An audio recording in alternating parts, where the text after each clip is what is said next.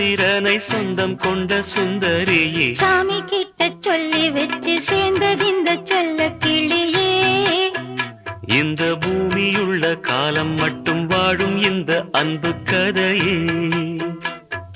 முத்துமணியே பட்டு துணியே ரத்தினமும் முத்தினமும் சேர்ந்து வந்த சித்திரமே சாமி கிட்ட சொல்லி வச்சு சேர்ந்தது இந்த செல்ல கிளியே.